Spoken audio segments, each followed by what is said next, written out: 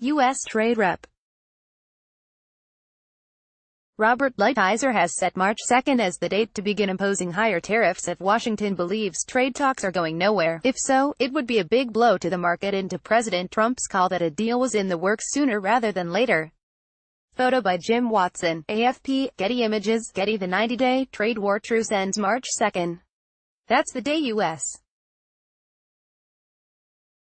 Trade Representative Robert Lighthizer gave to increase tariffs on a number of Chinese imports if there is no progress in trade talks this month. Presidents Trump and Xi Jinping are supposed to meet in Asia over the next 4 weeks, possibly putting that date on hold. No date or location has been set. Last week's meeting between trade negotiators saw little progress on important issues like intellectual property protections, the biggest sticking point in a deal. China continues to open its market to foreign firms, with all important financial services continuing to open up in mainland China.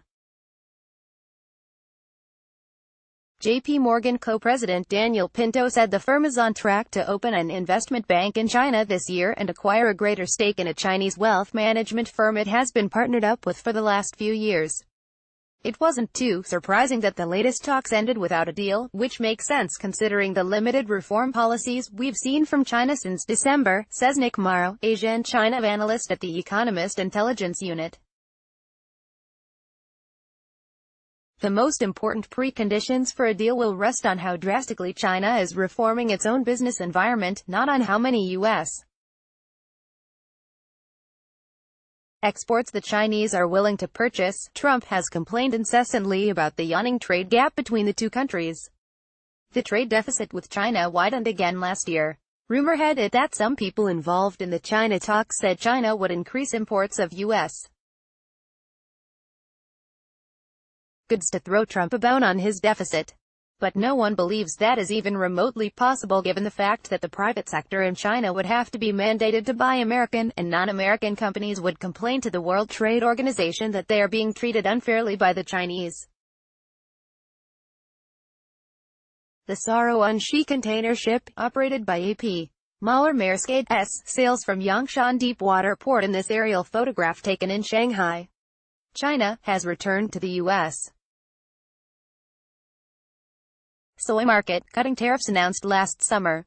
Photographer, Keilai Shen, Bloomberg Photo Credit, copyright 2018 Bloomberg Finance LP, copyright 2018 Bloomberg Finance LP. China cut its tariffs on U.S. soybeans and is increasing imports now, but the numbers are far from a big volume spike above historic norms. Trump may have to go against the hawks in his cabinet, led by Lighthizer, who wishes to remap the American supply chain out of China and hamper the country's climb up the high-tech ladder. In many tech segments, China is a serious rival to U.S. and European firms, not just domestically, where they are often banned, but throughout Asia. The recent drama unfolding around Huawei executives in Canada and Poland have served to highlight distrust in Chinese tech companies. Washington policymakers are more apt to believe a company like Huawei got to be a Cisco Systems rival through stealing trade secrets and espionage. Should Lighthizer make good on his threats to start hiking tariffs as early as March 2, it could put a damper on the November ceasefire agreement, which began in earnest in January and should technically go until April 1. The two sides may seek to suspend the punitive tariffs and make promises on other issues before March 1 so that the two sides can start to move to further negotiations on more technical issues. Lu Xiang, a China-U.S. specialist with Chinese Academy of Social Sciences, told the South China Morning Post on Friday. When the atmosphere improves, many things can be done. Larry Kudlow, director of the National Economic Council, well, the vibe was good, at least. Photo by Michael Brockstein, SOAP Images, Light Rocket via Getty Images, photo credit, Light Rocket via Getty Images. Getty National Economic Advisor Larry Kudlow said the talks had a good vibe in an interview on Bloomberg Television on Friday. We're not ready to put things down on paper, we're a ways from that frankly, much hard work still is in front of us, but nonetheless we did plow some new ground insofar as talking about specifics that the Chinese didn't really want to talk about. Trump has touted twice now that a great deal with China was in the works. U.S. multinationals have been asking for some sort of bilateral trade agreement, but that does not seem to be in the offering. Last week, some 60 different think tanks and trade associations supported a bill by Senators Pat Toomey, RPA, and Mark Warner, DVA, to take one key trade issue out of Trump's hands. They want to give Congress power of veto over tariffs, particularly when national security is used as a justification for adding extra duties to steel and aluminum tariffs. Tariffs on steel and aluminum imported into the United States are taxes paid by American consumers, Toomey said in a statement on January 30. The imposition of these taxes, under the false pretense of national security, is weakening our economy, threatening American jobs and eroding our credibility with other nations.